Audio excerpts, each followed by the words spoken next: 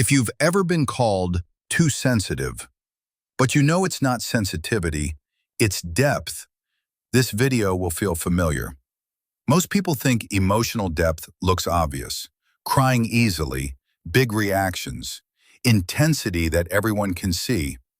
But the most reliable sign of emotional depth is usually the opposite.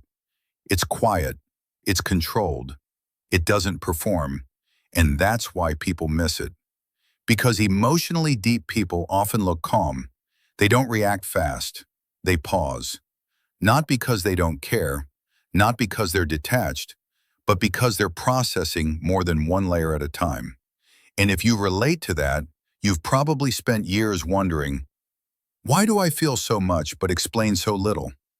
Why do I notice things others don't notice, then feel exhausted by it? Why does my mind stay active long after the moment ends? That's not a personality flaw. That's a pattern. And once you see the pattern, it starts making sense. Here's the sign. Emotionally deep people don't respond to what's said. They respond to what's underneath what's said. They don't just hear words. They track tone, timing, energy shifts, what was avoided, what was implied. They notice when someone says, "I'm fine," but their body says the opposite.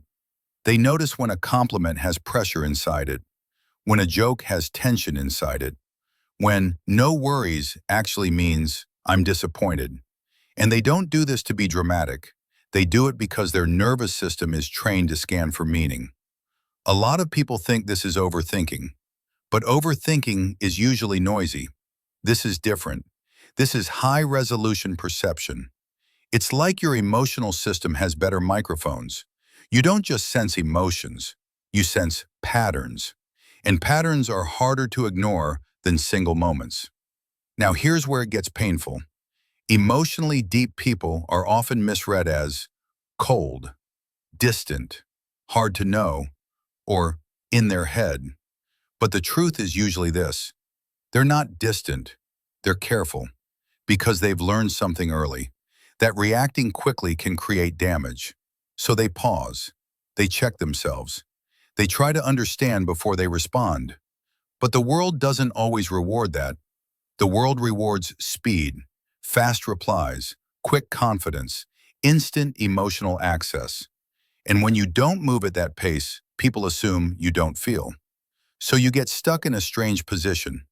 You're deeply aware, but not easily seen. You care intensely, but you don't show it loudly. And that mismatch can create a quiet loneliness, because you start to feel like you live in a different emotional language. This is the part most emotionally deep people don't realize until later. Depth without support becomes exhaustion, because if you can perceive more, you can also carry more. You start noticing everyone's emotional state. You walk into a room and feel the tension before anyone speaks. You sense when someone is masking. You detect when something is off. And over time, you may start doing something subtle. You treat perception like responsibility. You feel something, so you manage it.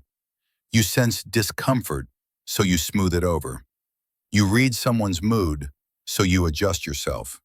Not because you're weak, but because your system believes, if I can sense it, I should handle it.